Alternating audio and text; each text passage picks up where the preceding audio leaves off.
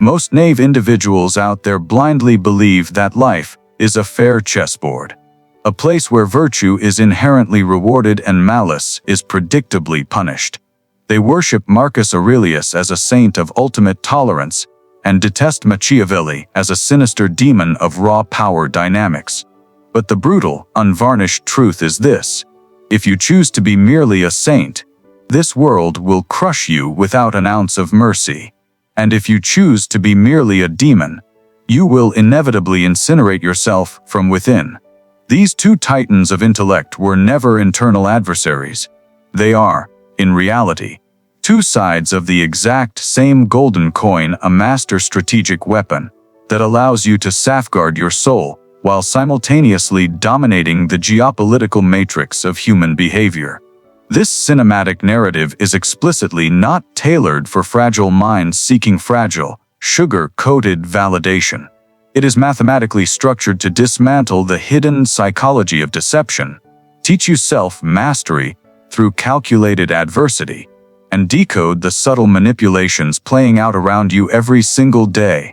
Leave a definitive mark in the comment section below by typing, "I master my mind."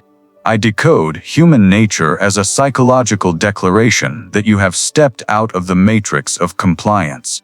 Human nature has remained completely static for millennia. The weak collapse under fear, the strong prey on convenience. And hyper-sophisticated masks of virtue are worn daily at your workplace, within your social circles, and even inside your household. If you refuse to be a dispensable pawn on someone else's board, sit down. Eliminate all visual distractions, and absorb these 5 core laws of survival forged from the lethal convergence of Stoicism and Machiavellian realism. Picture yourself standing in the imperial court of ancient Rome, thick with lethal conspiracies, or in Renaissance Florence, where a polite, warm handshake frequently concealed a poison-tipped dagger. Marcus Aurelius, the absolute ruler of the known world, was forced to write intense psychological notes to himself in a freezing military tent at midnight, not to secure historical fame, but to prevent his mind from fracturing under the crushing weight of administrative betrayal and existential isolation. Centuries later, Niccolo Machiavelli, having survived brutal torture and political exile, penned cold, calculating observations on power dynamics, not because he was inherently malicious, but because he had witnessed too many good, yet catastrophically foolish men slaughtered due to their own strategic naivety. Neither of these men formulated their philosophies inside a comfortable, academic vacuum while daydreaming about a utopian civilization. They operated directly within the slaughterhouse of historical reality, confronting structural betrayal, unmitigated greed, and systematic ingratitude on a daily basis. They recognized with absolute clarity that denying objective reality, or weeping for cosmic pity from fate, is the ultimate evolutionary failure of an intelligent mind. The external world is a chaotic, indifferent entity that owes absolutely nothing to your comfort. When a corporation goes bankrupt, a lifelong companion blindsides you, or an empire you meticulously constructed collapses into ashes, what is the default human reaction? People scream into the void, look for an immediate scapegoat, and drown in the useless query of why me? But look directly into the fire. Your emotional rejection of reality does not alter the facts.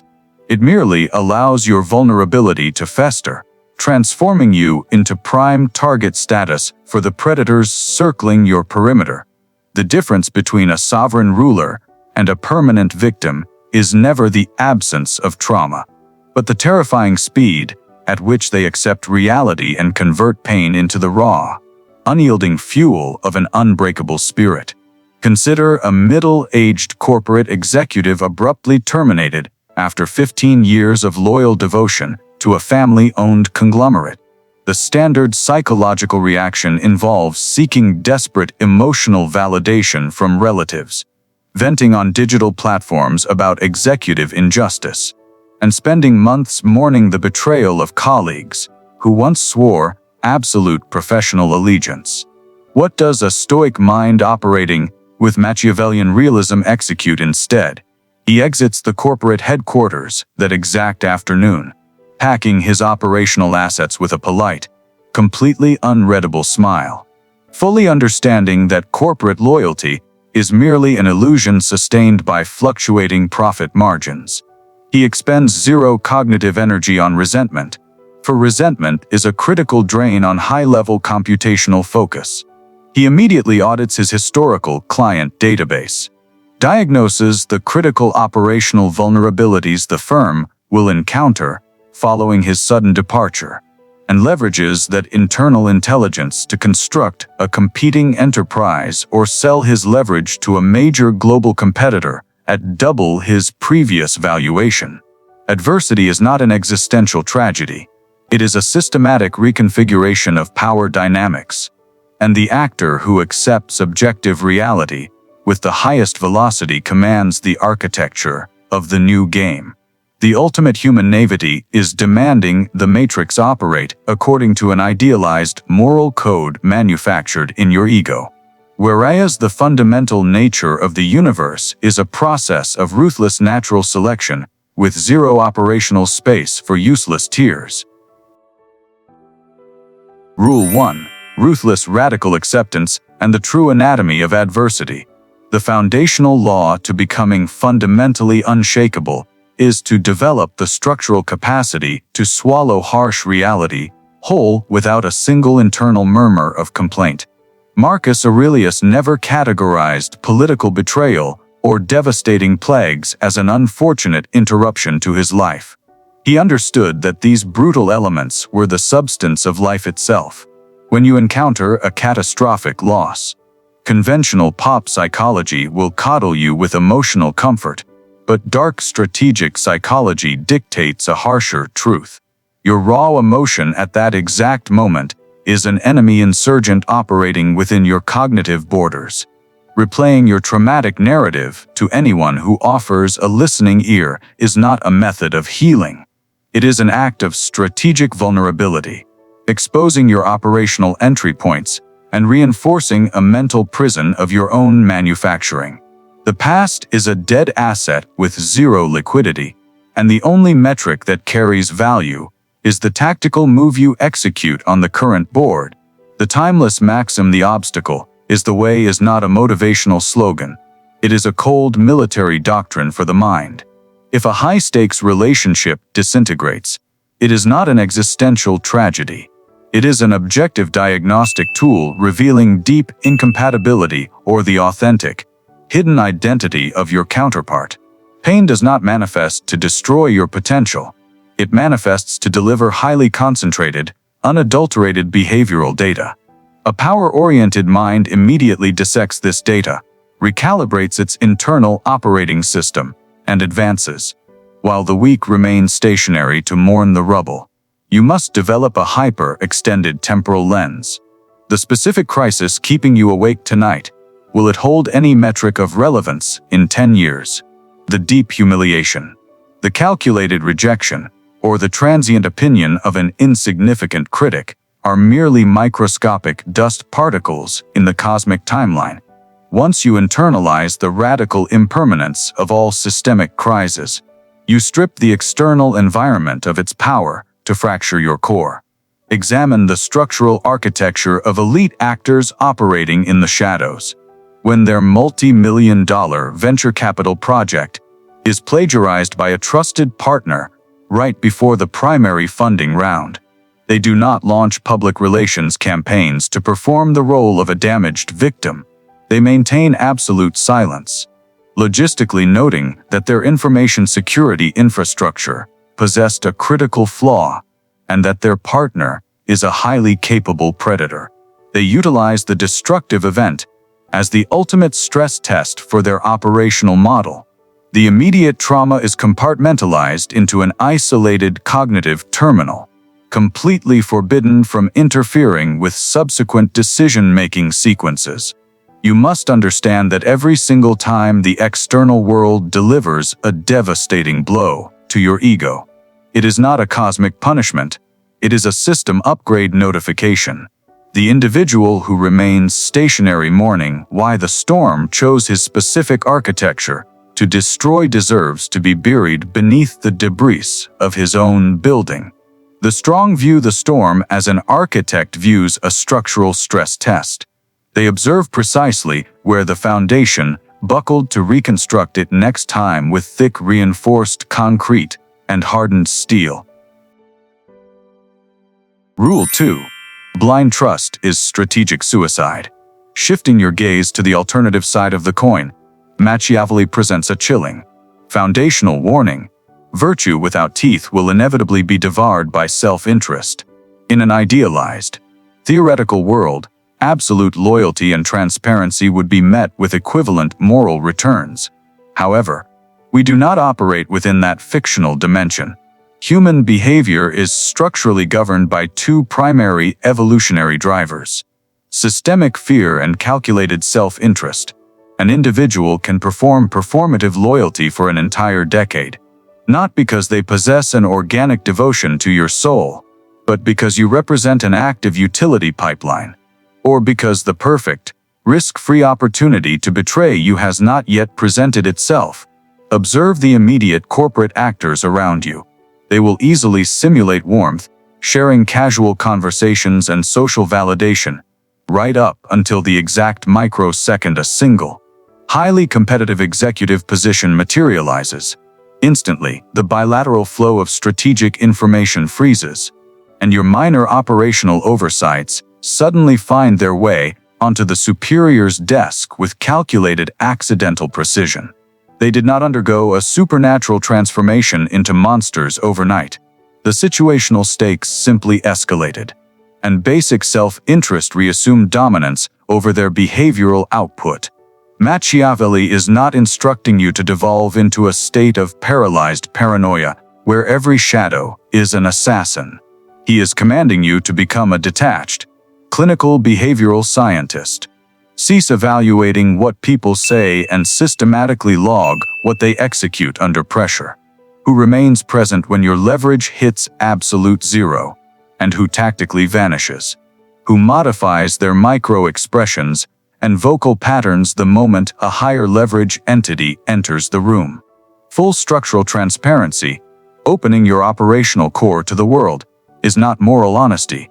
It is a form of strategic suicide. The moment you hand an individual the exact blueprint of your vulnerabilities, fears, and core ambitions, you have gifted them the absolute remote control to your psychological architecture. Strategic silence and selective disclosure are not deceitful. They are the armor that preserves your autonomy. Analyze a high-level business partnership between two childhood companions. They trust each other implicitly, intentionally omitting binding legal frameworks regarding intellectual property rights, under the naive assumption that friendship transcends commerce.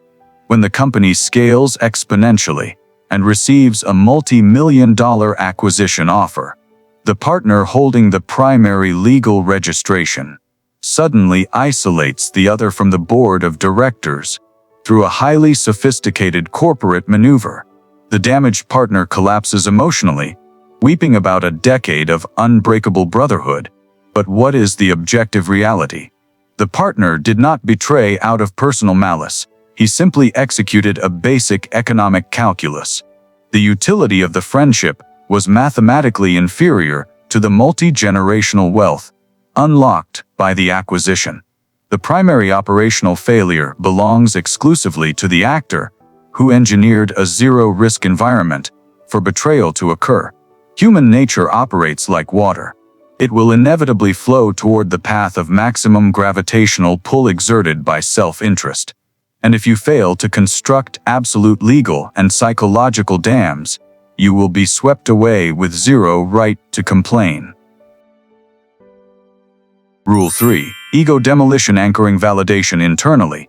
The vast majority of the population exists in a perpetual state of psychological panhandling, begging for micro-doses of validation, praise, or external nods of approval simply to verify their own existential right to exist. Marcus Aurelius identified this specific behavioral dependency as an acute state of emotional fragility. When you construct the foundation of your self-worth upon the volatile opinions of external actors, you have effectively signed your own psychological enslavement contract. A single calculated insult, a cold look of indifference, or an unanswered transmission possesses the immediate power to plunge your system into chaos.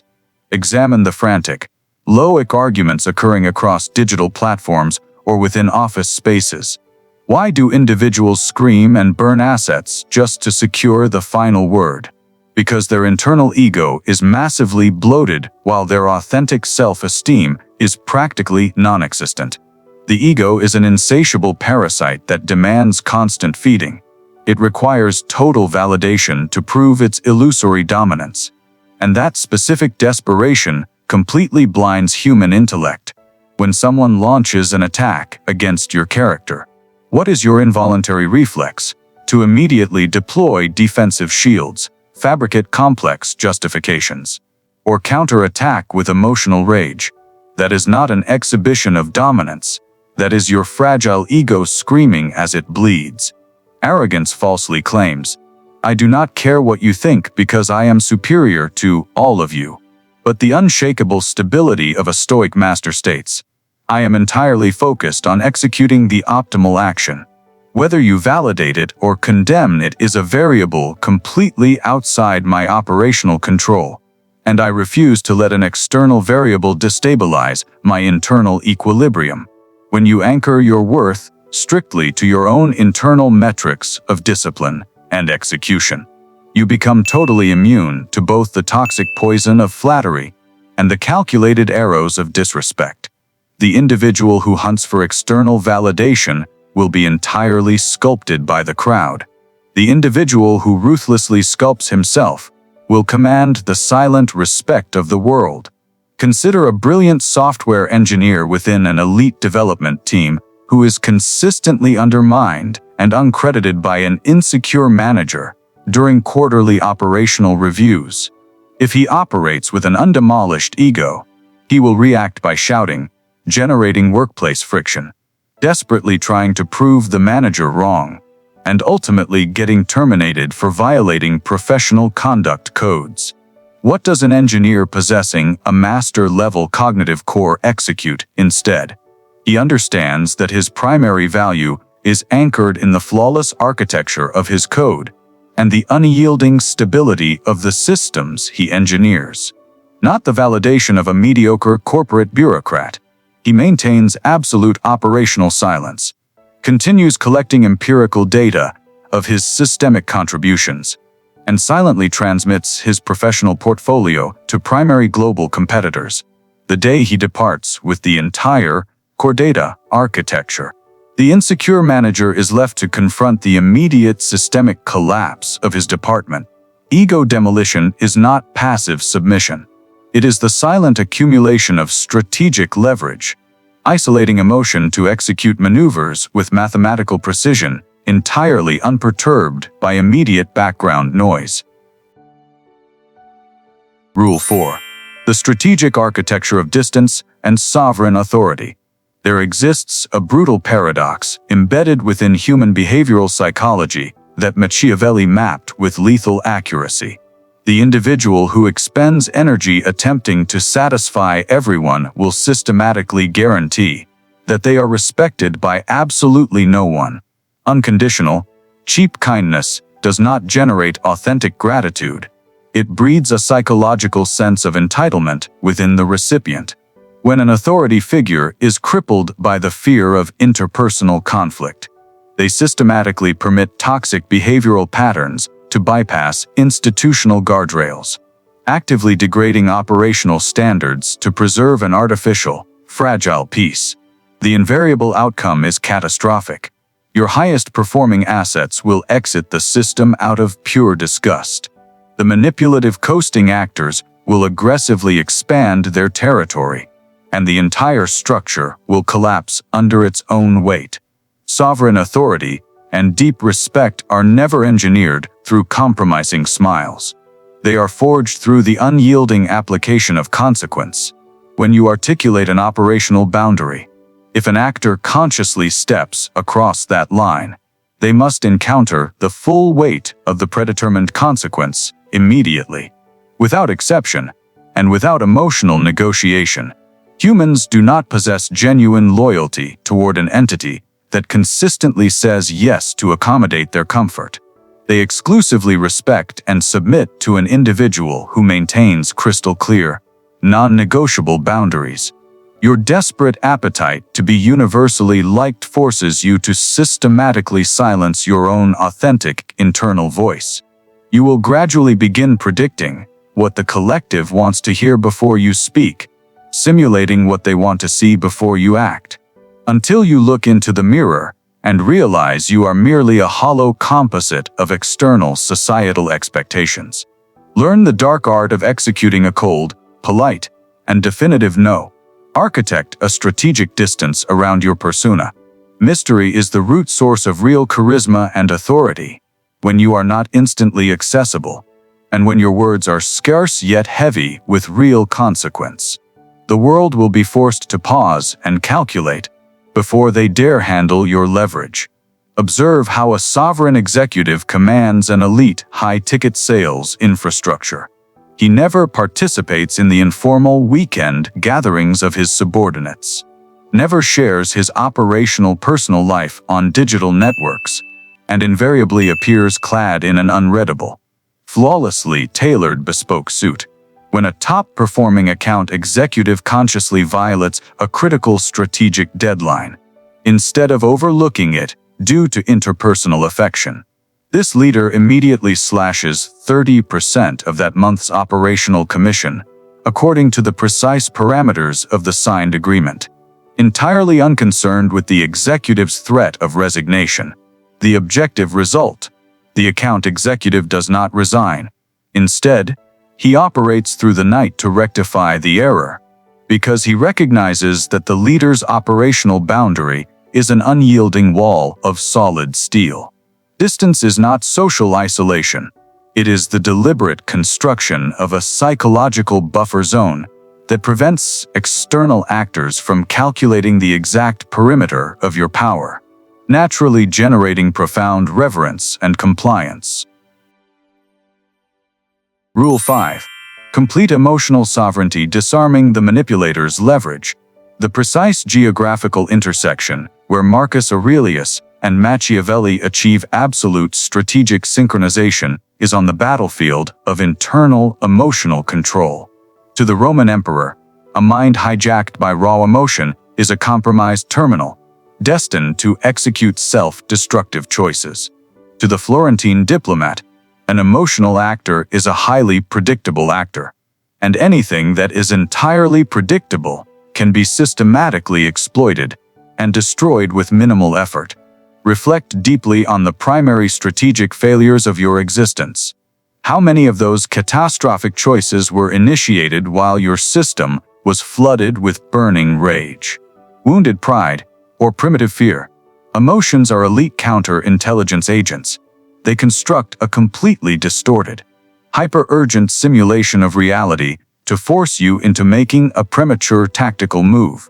If a manipulative adversary identifies the exact psychological trigger that destabilizes your composure, they will systematically agitate that wound to short-circuit your rational faculties, forcing you to execute an unforced error.